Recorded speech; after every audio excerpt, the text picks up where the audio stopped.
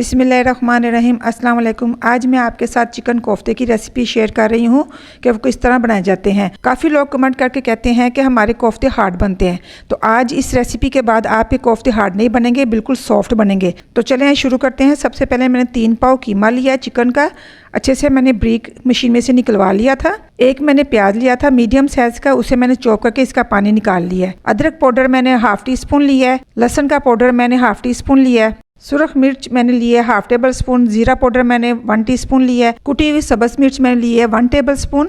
1 teaspoon मैंने नमक लिया है, तो आप अपने हिसाब से कम ज़्यादा कर सकते हैं। 1 टीस्पून मैंने गरम मसाला लिया है। चॉप किया हुआ धनिया मैंने 2 टेबल स्पून लिया है। खुश्क धनिया मैंने हाफ टेबल स्पून लिया है। 1 पिंच के बराबर मैंने तबाशीर ली है, इसे मैंने पीस लिया था। इसके डालने का ये फ़ायदा होता है कि हम जो सालन में नमक मिर्च खाते हैं ज़्यादा सारी, इससे हमें तजाबियत हो जाती है। ये डालेंगे तो तजाबियत नहीं होगी। तो 1 टीस्पून मैंने पेपरिका पाउडर लिया है इसको कलर देने के लिए। 3 टेबल स्पून मैंने भुना हुआ बेसन लिया है, इसको मैंने तवे पे डाल के भून लिया था। तो एक मैंने बाउल ले लिया है, इसमें हम सारी चीज़ें डालेंगे और इसको मिक्स कर लेंगे। बारी बारी सारी चीज़ें डालते जाएंगे। आप इस रेसिपी को फॉलो करके चिकन के कोफ्ते बनाएं, इंशाल्लाह बहुत ही सॉफ्ट बनेंगे। अब सारे मटेरियल को हम अच्छे से हाथों की मदद से मिक्स कर लेंगे। तो अब मैंने पानी थोड़ा सा ले लिया है, हाथों को मैं पानी लगाती जाऊंगी। आप ऑयल भी लगा सकते हैं। दरमियाने साइज़ के हम कोफ्ते बना लेंगे। तो कोफ्ते हमारे रेडी हो गए हैं। एक मैंने कढ़ाई ले ली है, उसमें मैंने 1 कप ऑयल डाल दिया था, गर्म हो चुका है।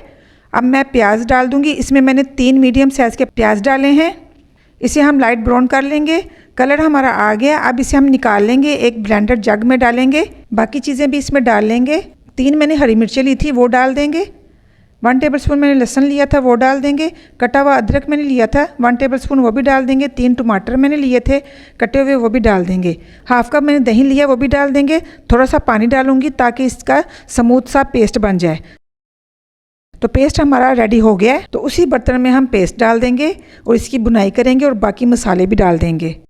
थोड़ा सा पानी डाल देंगे जग में, वो भी डाल देंगे इसमें ताकि हमारा बर्तन साफ़ हो जाए। 1 टेबल स्पून मैंने नमक का लिया है, मैं 2 बार डालूंगी क्योंकि चम्मच मेरा छोटा है। 1 टेबल स्पून मैंने सुरख मिर्च डाली है। 1 टेबल स्पून मैंने धनिया पाउडर लिया है, वो डाल दूंगी।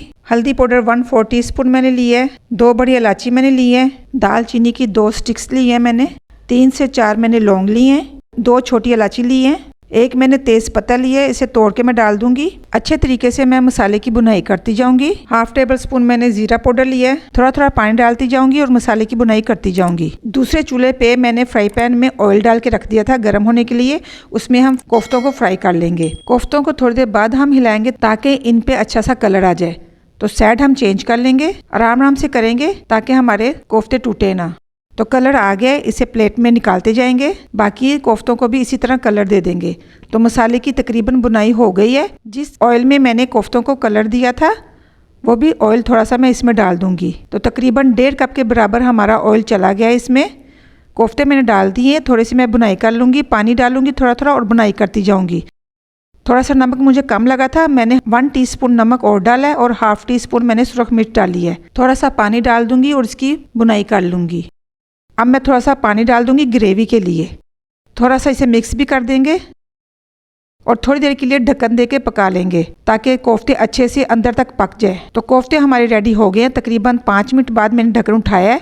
अब इसमें थोड़ा सा मैं गरम मसाला डाल दूंगी। कोफ्तों के सालन को मैंने डिश आउट कर दिया है। तो एक कोफ्ता मैं आपको तोड़ के दिखाऊंगी। कोफ्ते हमारे इतने सॉफ्ट बने हैं कि आपको दिखाते हुए टूट ही गया है। तो ये आप अंदर से देख सकते हैं कितना सॉफ्ट और कितना जूसी बना है, ये देखें।